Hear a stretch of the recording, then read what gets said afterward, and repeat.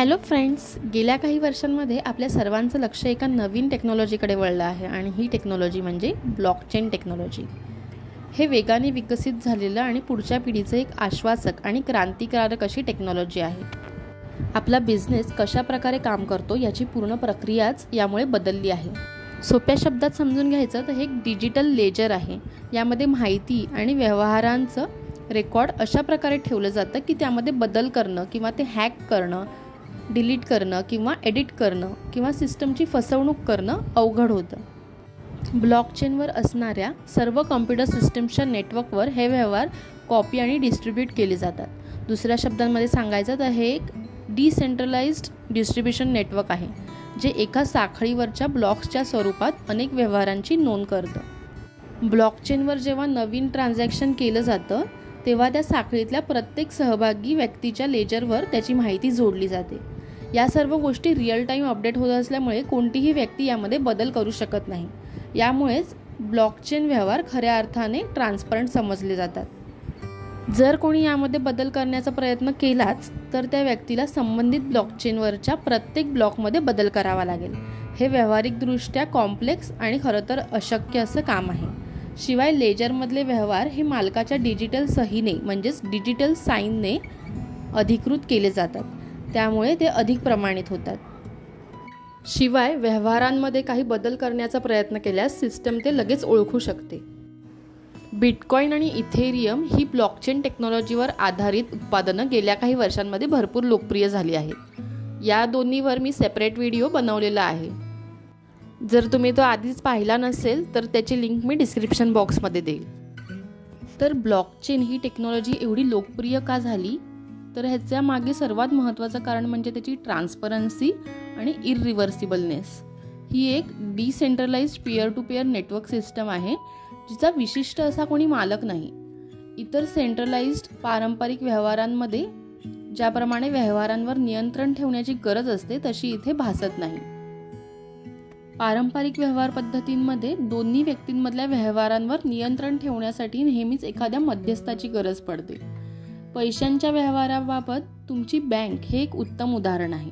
जेव्हा तुम्ही तुमच्या फ्रेंडला किंवा रिलेटिव्सला पैसे पाठवता तेव्हा तुमची बँक या प्रक्रियेत सहभागी असते. तुमच्या सर्व ट्रान्झॅक्शन्सची नोंद ठेवून त्यावर लक्ष ठेवण्याचं कामही बँक करते. मात्र हीच बँक यामध्ये छेडछाडसुद्धा करू शकते, ज्यामुळे हे व्यवहार असुरक्षित होतात. ब्लॉकचेन तंत्रज्ञानामुळे हा मध्यस्थच गायब होतो, कारण हे एक एंड टू एंड टेक्नॉलॉजी आहे. शिवाय हे असं डिजिटल लेजर आहे ज्यामधल्या रेकॉर्डसोबत कोणीही सहजपणे छेडछाड करू शकत नाही. सोबतच ब्लॉकचेनमुळे ट्रान्झॅक्शन्स इझी आणि फास्टर होतात. यामुळेच bitcoin, finance, supply chain, health यासारख्या सेवांमधली ब्लॉकचेन उत्पादनं मोठ्या प्रमाणात लोकप्रिय होत आहेत. ब्लॉकचेन टेक्नॉलॉजीमध्ये हॅशिंग हा एक अतिमहत्त्वाचा कंपोनेंट आहे. तर हॅशिंग म्हणजे काय?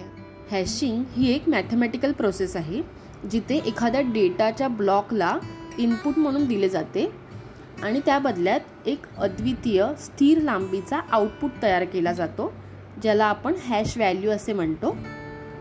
ब्लॉकचेनमध्ये प्रत्येक ब्लॉकमध्ये डेटासोबत त्या डेटावर अप्लाइड हॅश देखील असतो. मेन डेटामध्ये थोडा जरी बदल केला तरी आपल्याला मिळालेला हॅश व्हॅल्यू म्हणजेच जे आउटपुट होतं ते बदलतं. आणि ही प्रोसेस वन वे असते. ती हॅश व्हॅल्यू जरी आपण कोणाला दिली तर त्यावरून आपण मेन इन्फॉर्मेशनवर पोहोचू शकत नाही. हॅशिंगच्या या फीचरमुळे अनेक कामे सोपी होतात. आपण आपली आयडेंटिटी म्हणून पासवर्ड तयार करतो, त्याचा वेबसाईटवर हॅश बनतो. हा हॅश व आपण टाकलेल्या पासवर्डमुळे तयार झालेला हॅश एकमेकांना जुळले की आपली आयडेंटिटी सिद्ध होते. यामुळे हॅश जुळले तरी पासवर्ड आपल्याशिवाय कुणालाच माहिती नसतो. या टेक्नॉलॉजीमध्ये डिजिटल एन्क्रिप्शनचाही वापर होतो. एक माहिती एका ठिकाणाहून दुसऱ्या ठिकाणी जाताना ती तिसऱ्या कोणाला कळू नये याची काळजी घेतली जाते. एक लॉक लावून त्याची की ज्यांच्याकडे असेल त्यालाच ही माहिती वाचता येईल. ही लॉक माहिती आपण जर त्याच्या की बरोबरच पाठवली तर तिसऱ्या व्यक्तीला आयती माहिती पुरवल्यासारखे होईल. यासाठी 2 प्रकारच्या की असतात. त्याचा एकमेकांशी मॅथमॅटिकल कनेक्शन असतो, पब्लिक की आणि प्रायव्हेट की. यामध्ये यातील पब्लिक कीने माहिती पाठवता येईल आणि त्याची प्रायव्हेट की ज्याच्याकडे असेल त्यालाच ती पाहता येईल.